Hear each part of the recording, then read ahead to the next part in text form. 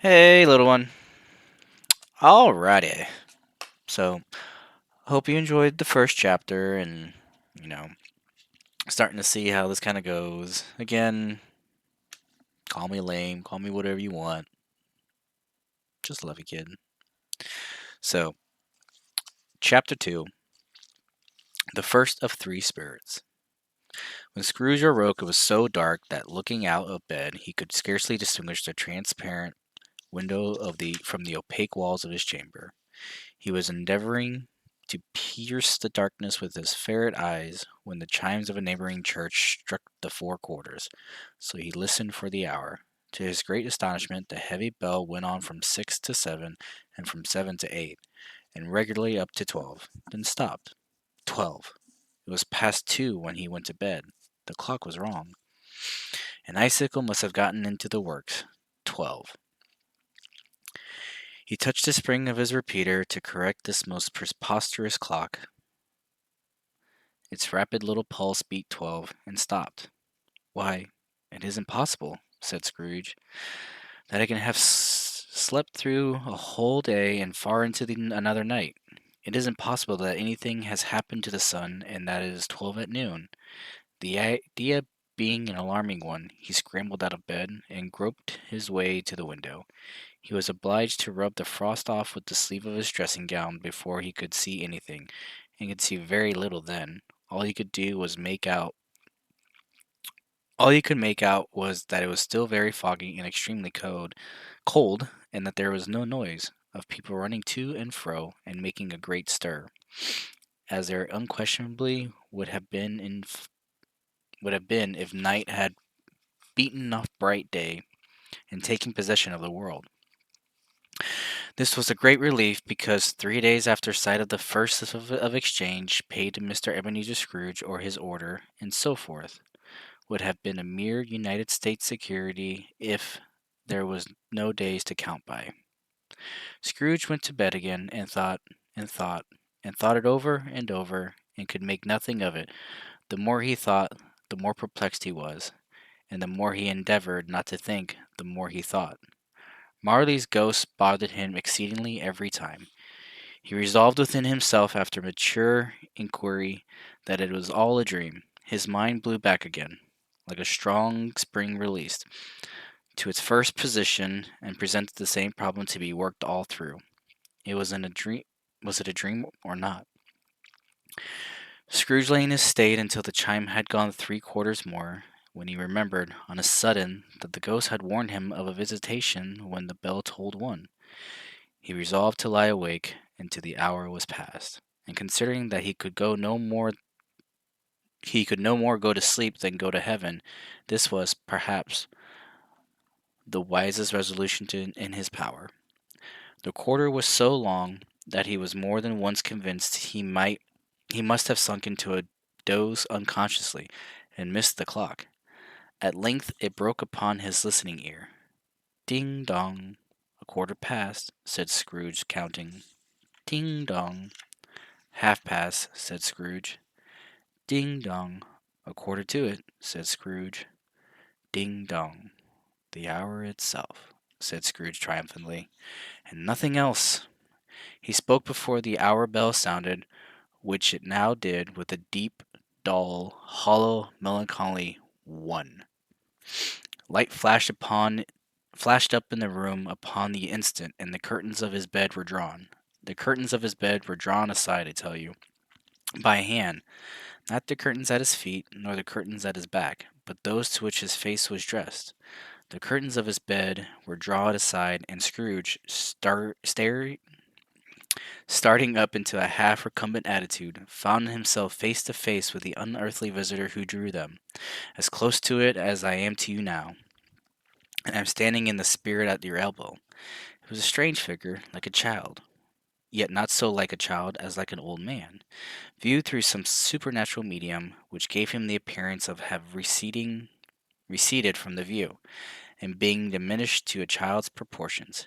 Its hair, which hung about its neck and down its back, was white as if with age, and yet the face had not a twinkle in it, and the tenderness bloom was on the skin. The arms were very long and muscular, the hands the same, as if its hold were of uncommon strength. Its legs and feet, most delicately formed, were like those upper members bare. It wore a tunic of the purest white, and round its waist was bound a lustrous belt, the sheen of which was beautiful. It held a branch of fresh green holly in its hand, and in singular contradiction of the wintry emblem, had its dress trimmed with summer flowers. But the strangest thing about it was that from the crown of its head there sprung a bright, clear jet of light, by which all this was visible, and which was doubtless the occasion of its using in its duller moments. A great extinguisher for a cap, which it now held under its arm.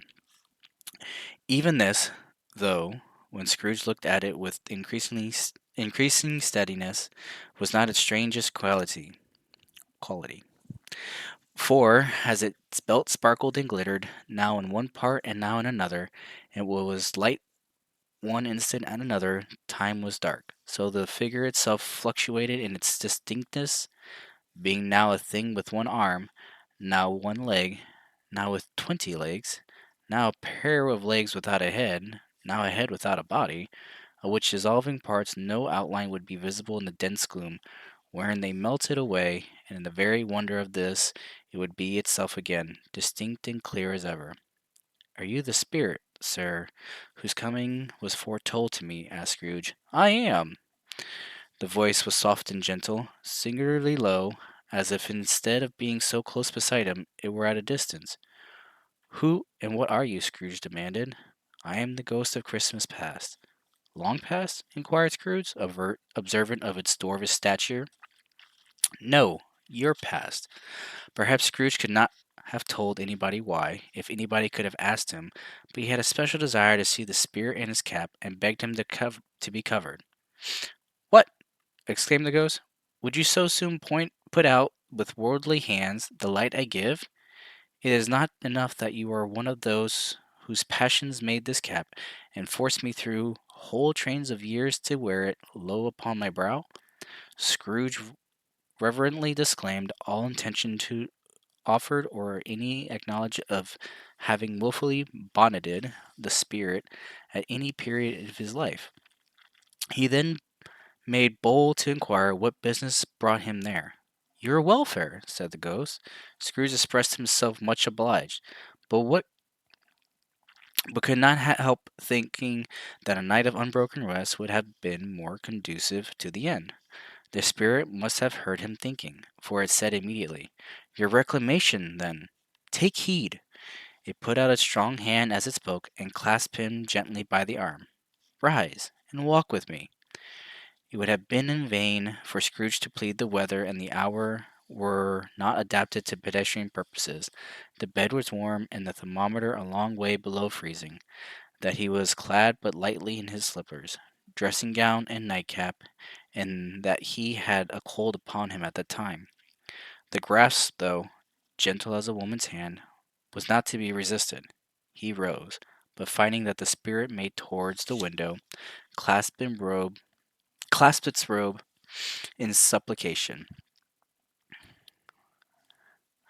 I am immortal, Scrooge remonstrated, and liable to fall.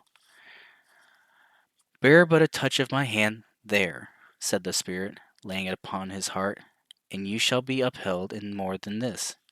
As the words were spoken, they passed through the wall, and stood upon an open country road, with fields on either hand. The city had entirely vanished. Not a vestige of it was to be seen.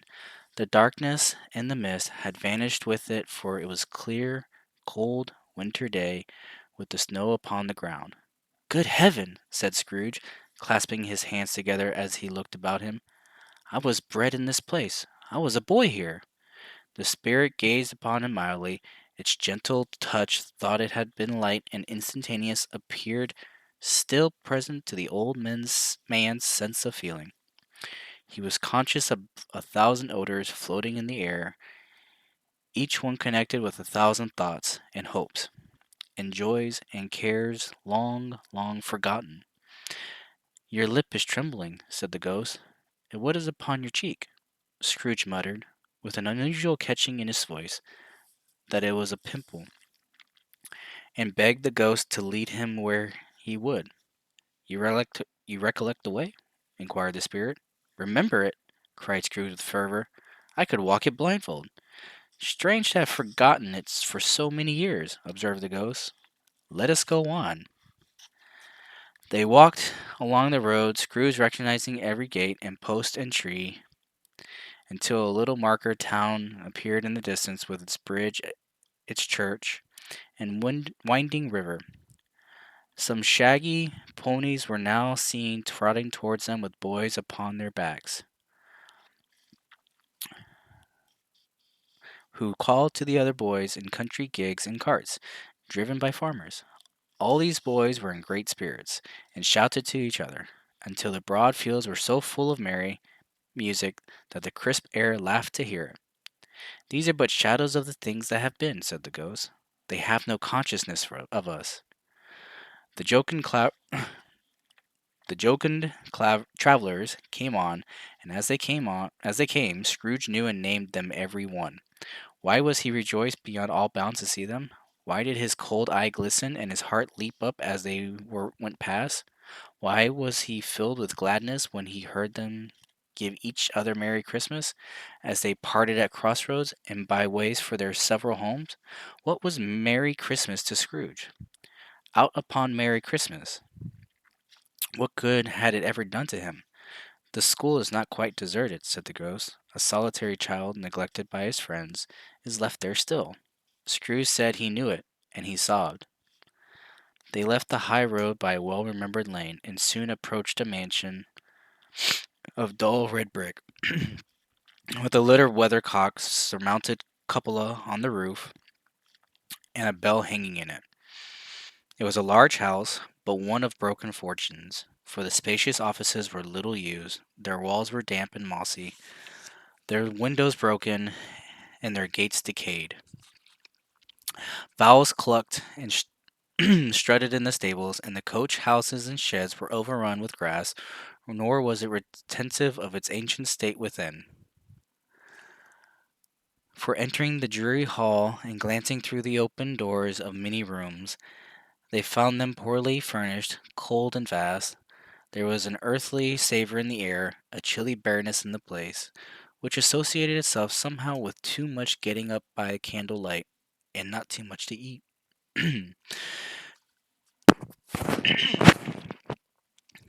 They went, the ghost and Scrooge, across the hall to a door at the back of the house. It opened before them, and disclosed a long, bare, melancholy room, made barer still by lines of plain deal forms and desks. At one of these a lonely boy was reading near a feeble fire, and Scrooge sat down upon a form and wept to see his poor forgotten self as he had used to be. Not a latent echo in the house, not a squeak and scuffle from the mice behind the paneling, not a drip from the half-thawed waterspout in the dull yard behind, not a sigh among the leafless boughs of one despondent poplar, not the idle swinging of an empty storehouse door. No, not a clicking in the fire, but felt upon the heart of Scrooge with softening influence, and gave a freer passage to his tears. The spirit touched him on the arm and pointed to his younger self. Intent upon his reading, suddenly a man in foreign garments, wonderfully real and distinct to look at, stood outside the window, with an axe stuck in his belt, and leading by the bridle an ass laden with wood. "Why, it's Ali Baba!" Scrooge exclaimed in ecstasy. "It's dear old honest Ali Baba!" "Yes, yes, I know. One Christmas time when yonder solitary child was left here all alone, he did come for the first time just like that. Poor boy! And Valentine," said Scrooge, "and his wild brother, Orson. There they go. And what's his name? Who was put down in his drawers, asleep at the gate of Damascus? Don't you see him? And the Sultan's groom, turned upside down by the guinea. There he is upon his head. Serve him right. I'm glad of it. What business had he to be married to the princess? To hear Scrooge expending all the earnestness of his nature on such subjects in the most extraordinary voice, between laughing and crying, and to see his heightened and excited face, would have been a surprise to his business friends in the city indeed. "There's the parrot!" cried Scrooge. "Green body and yellow tail, with a thing like a lettuce growing out of the top of his head. There he is! Poor Robin Crusoe, he called him, when he came home again after sailing around the island. Poor Robin Crusoe, where have you been? Robin Crusoe? The man thought he was dreaming, but he wasn't. It was the parrot, you know. There goes Friday, running for his life to the little creek. Halloa, hoop, hallo!" Then, with a rapidity of transition very foreign to his usual character, he said, in pity for his former self, "Poor boy!" and cried again. "I wish," Scrooge muttered, putting his hands in his pocket and looking about him after drying his eyes with his cuffs, "but it's too late now." "What is the matter?" asked the Spirit. "Nothing," said Scrooge. "Nothing. There was a boy singing a Christmas carol at my door last night. I should like to have given him something, that's all." The ghost smiled thoughtfully and waved its hand, saying, as it did so, "Let us see another Christmas." The ghost smiled thoughtfully. Sorry. Scrooge's former self grew larger at the words, and the room became a little darker and more dirty. The panels shrunk, the windows cracked, fragments of plaster fell out of the ceiling, and the naked laths were shown instead. But how all this was brought about, Scrooge knew no more than you do. He only knew that it was quite correct, that everything had happened so, that there was all alone. There he was alone again, with all the other boys had gone home for the jolly holidays. He was not reading now, but walking up and down despairingly. Scrooge looked at the ghost, and with a mournful shaking of his head, glanced anxiously towards the door. It opened, and a little girl, much younger than the boy, came darting in, and putting her arms around his neck, and often kissing him, addressed him as her "dear, dear brother." "I have come to bring you home, dear brother," said the child, clapping her tiny hands, bending down to laugh. "To bring you home, home, home." "Home, little Fan," returned the boy. "Yes," said the child brimfully, "home for good and all, home for ever and ever. Father is so much kinder than he used to be. That home's like heaven. He spoke so gently to me one dear night when I was going to bed that I was not afraid to ask him once more if he might come home, and he said yes, you should, and sent me in a coach to bring you. And you're to be a man," said the child, opening her eyes. "You are never to come back here, but first we're to be together all the Christmas long and have the merriest time in all the world." "You are quite a woman, little Fan," exclaimed the boy. She clapped her hands and laughed and tried to touch his head, but being too little, laughed again and stood up on tiptoe to embrace him. Then she began to drag him in her childish eagerness towards the door, and he, nothing loath to go, accompanied her. A terrible voice in the hall cried, "Bring down Master Scrooge's box there." In the hall appeared the schoolmaster himself, who glared on Master Scrooge with a ferocious condescension. Condescension. Here we go. And threw him into a dreadful state of mind by shaking hands with him. He then conveyed him and his sister into the veriest old well of a shivering best parlor that ever was seen, where the maps upon the wall and the celestial and terrestrial globes in the windows were waxy with cold. Here he produced a decanter of curiously light wine and a block of curiously heavy cake, and administered installments of those dainties to the young people, at the same time sending out a meagre servant to offer a glass of something to the postboy, who answered that he thanked the gentleman, but if it was the same tap as he had tasted before, he had rather not. Master Scrooge's trunk being by this time tied on the top of the chaise, the children bade the schoolmaster good-bye right willingly, and getting into it, drove gaily down the garden sweep, the quick wheels dashing the hoar frost and the hoarfrost, and snow from off the dark leaves of the evergreens like spray. Always a delicate creature whom a breath might have withered, said the ghost. But she had a large heart. So she had, cried Scrooge. You're right. I will not gainsay it. I will not gainsay it, spirit. God forbid. She died a woman, said the ghost, and has I and had, as I think, children. One child, Scrooge returned. True, said the ghost. Your nephew. Scrooge seemed uneasy in his mind and answered briefly, Yes. Although they had but the moment left the school behind them, they were now in the busy thoroughfares of a city, where shadowy passengers passed and repassed, where shadowy carts and coaches battled for the way, and all the strife and tumult of a real city were. It was made plain enough by the dressing of the shops that here, too, it was Christmas time again, but it was an evening and the streets were lighted up. The ghost stopped at a certain warehouse door and asked Scrooge if he knew it. Know it, said Scrooge. Was I apprenticed here? They went in, at sight of an old gentleman in a Welsh wig, sitting behind such a high desk that if he had been 2 inches taller, he must have knocked his head against the ceiling. Scrooge cried in great excitement, Why, it's old Fezziwig! Bless his heart, it's Fezziwig, alive again! Old Fezziwig laid down his pen and looked up at the clock, which pointed to the hour of 7. He rubbed his hands, adjusted his capacious waistcoat, laughed all over himself, from his shoes to his organ of benevolence, and called out in a comfortable, oily, rich, fat, jovial voice, Yo ho there, Ebenezer! Dick!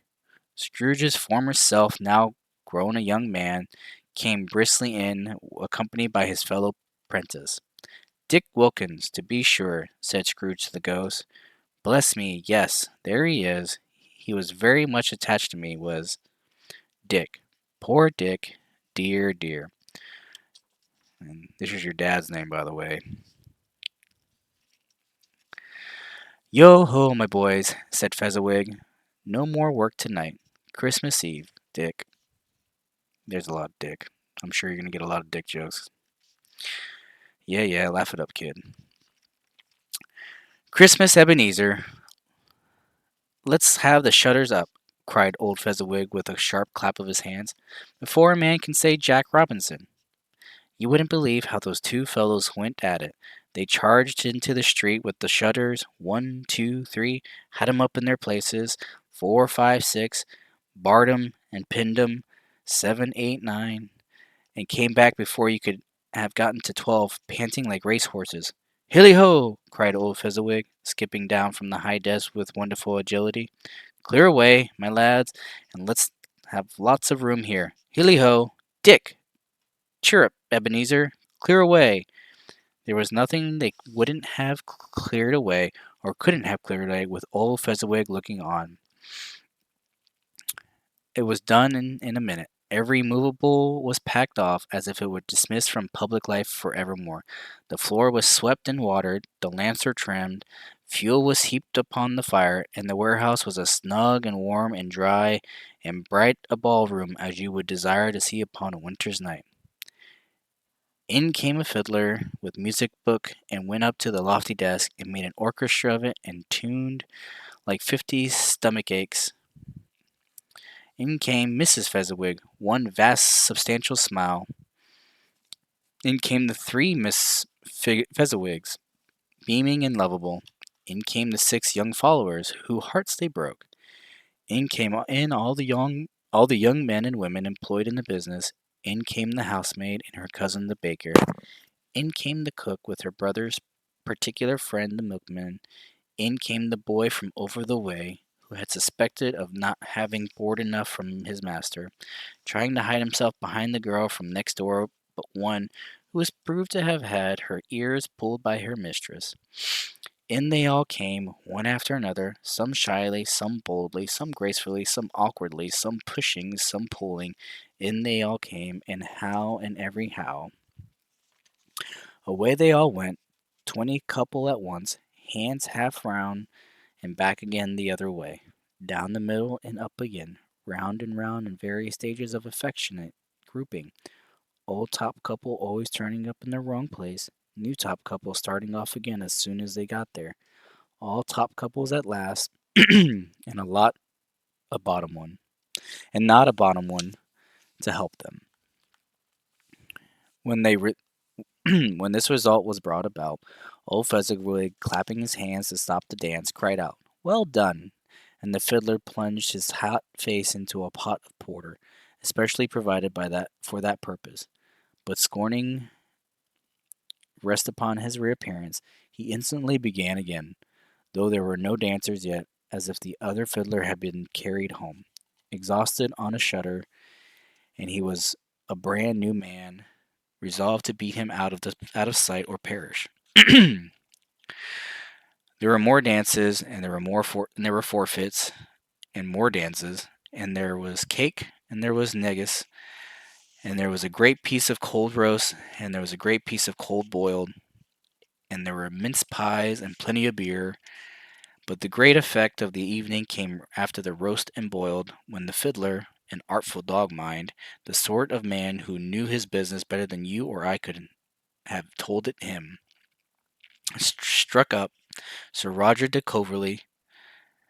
Then old Fezziwig stood out to dance with Miss Fezziwig, top couple too, with a good stiff piece of work cut out for them, 3 or 4 and 20 pair of partners, people who were not to be trifled with, people who would dance and had no notion of walking.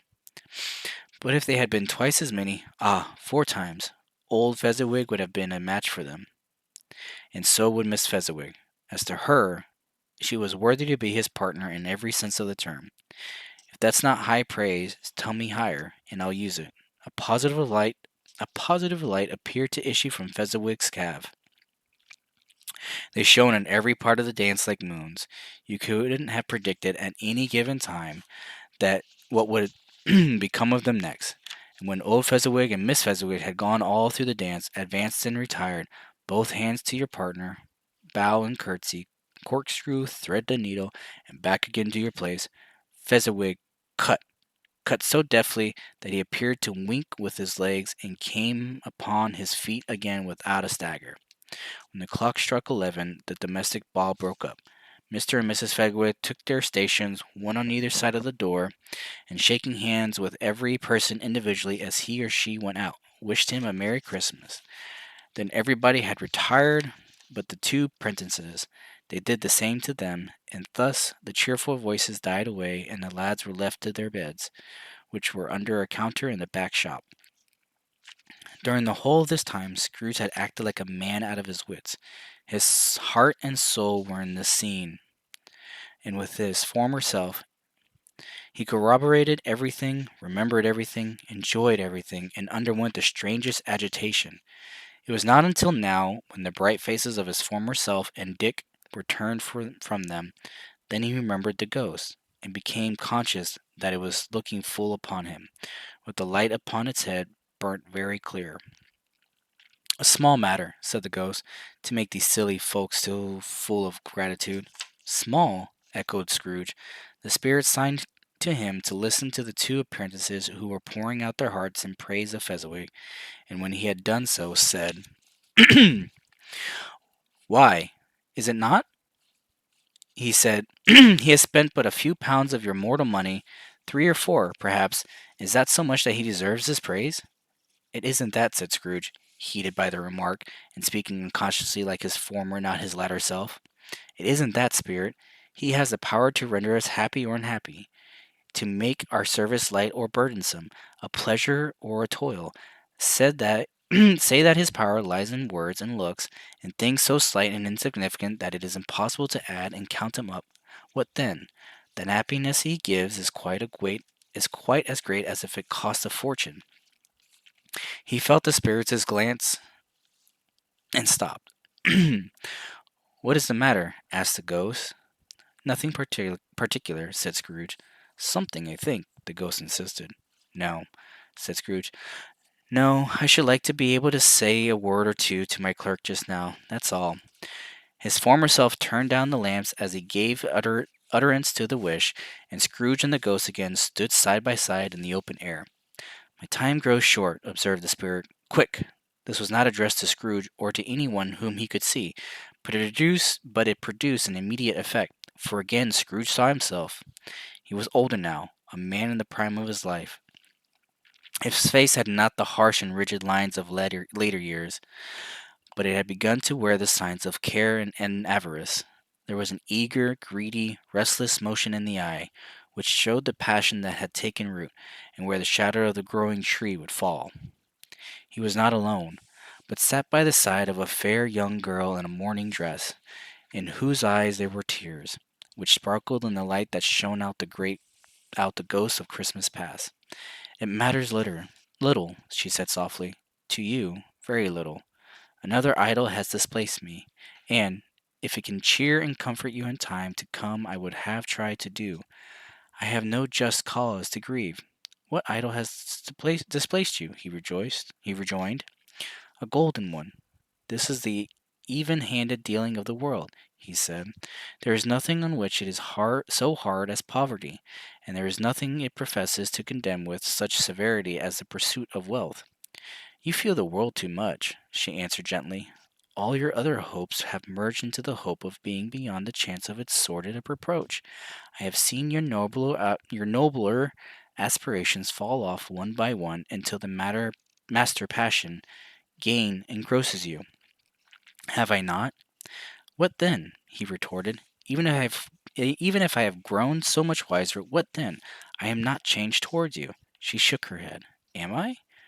Our contract is an old one. It was made when we were both poor and content to be so, until, in good season, we could improve our worldly fortune by our patient industry. You are changed. When it was made, you were another man. I was a boy, he said impatiently.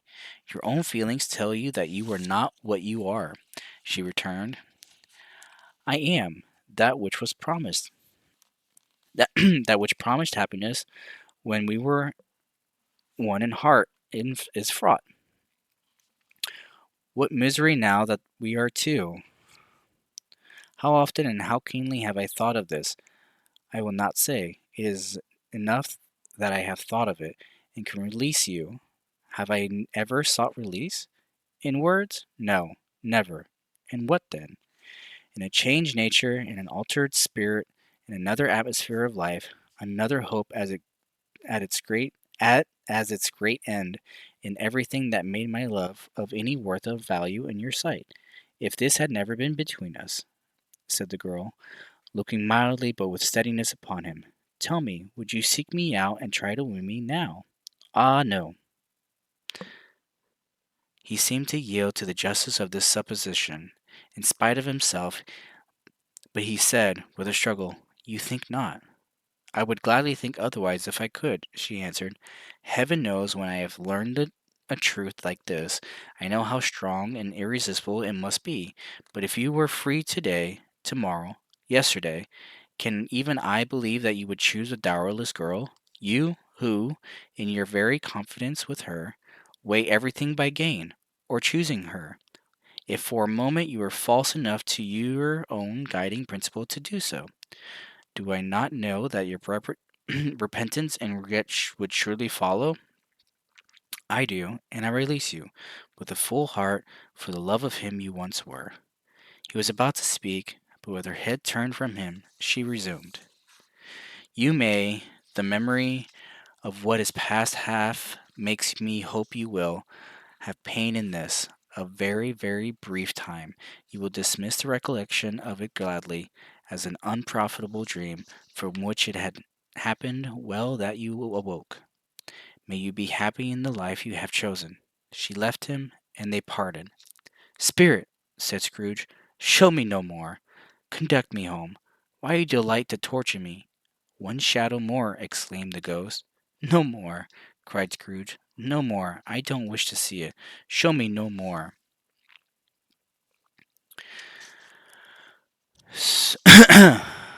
But the relentless ghost pin-ironed him in both his arms and forced him to observe what happened next. They were in another scene and place. a room not very large or as or handsome, but full of comfort. Near to winter fire sat a beautiful young girl, so like that last that Scrooge believed it was the same, until he saw her, now a comely matron, sitting opposite her daughter. The noise in this room was perfectly tumultuous, for there were more children there than Scrooge in his agitated state of mind could count. And unlike the celebrated herd in the poem, there were not 40 children conducting themselves like one, but every child was conducting itself like 40.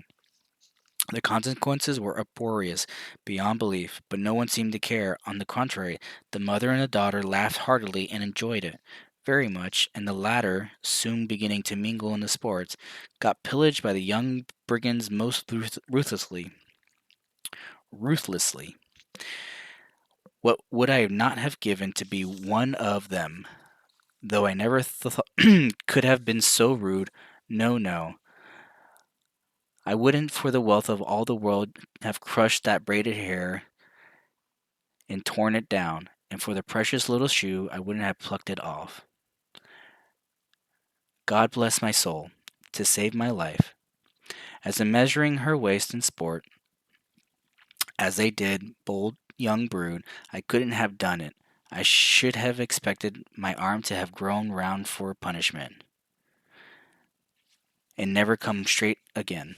And yet I should have dearly liked, I own, to have touched her lips, to have questioned her, that she might have opened them, to have looked upon the lashes of her downcast eyes, and never raised a blush to have let loose waves of hair, an inch of which would be a keepsake beyond price. In short, I should have liked, I do confess, to have had the lightest license of a child, and yet to have been man enough to know its value. But now a knocking at the door was heard, and such a rush immediately ensued that she, with laughing face and plundered dress, was borne towards it in the centre of a flushed and boisterous group, just in time to greet the father, who came home attended by a man laden with Christmas toys and presents.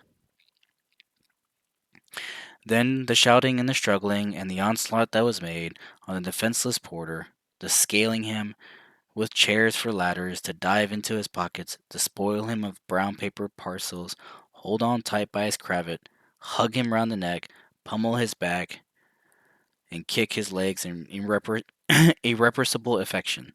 The shouts of wonder and delight with which the develop of every package was received, the terrible announcement that the baby had been taken in the act of putting a doll's frying pan into his mouth, and was more than suspected of having swallowed a fictitious turkey, glued on a wooden platter. The immense relief of finding this a false alarm, the joy and gratitude and ecstasy, they were all indescribable alike. It is enough that by degrees the children and their emotions got out of their parlor, and by one stare at a time, up to the top of the house, where they went to bed, and so subsided.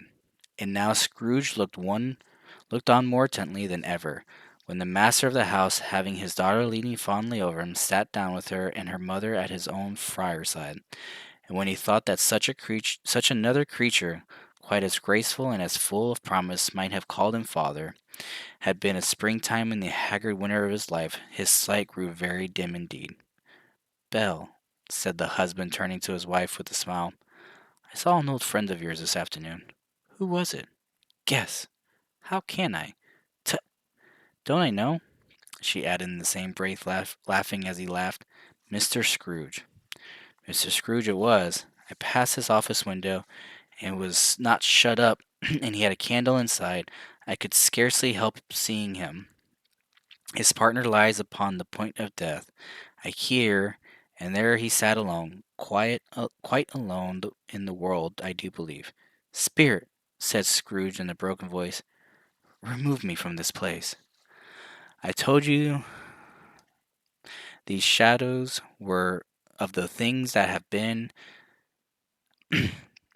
I told you these were shadows of the things that have been," said the ghost. That they are what they are. Do not blame me." "Remove me!" Scrooge exclaimed. "I cannot bear it. He turned upon the ghost, seeing that it looked upon him with a face in which, in some strange way, they were fragments of all the faces it had shown him, wrestled with it. Leave me, take me back, haunt me no longer. In this struggle, if that can be called a struggle, in which the ghost, with no visible resistance on its own part, was undisturbed by any effort of its adversary. Scrooge observed that its light was burning high and bright, and dimly connecting that with its influence over him. He seized the extinguisher cap, and by a sudden action pressed it down upon its head. The spirit dropped beneath it, so that the extinguisher covered its whole form. But, though Scrooge pressed it down with all his force, he could not hide the light, which streamed from under it in an unbroken flood upon the ground. He was conscious of being exhausted, and overcome by an irresistible drowsiness, and, further, of being in his own bedroom. He gave the cap a parting squeeze, in which his hand relaxed, and had barely time to reel to the bed before he sank into a heavy sleep. Sorry I stumbled a little bit more, but your dad, just like everybody, is human. So, you don't give up, you persevere, and you just keep reading on. Love you, kid.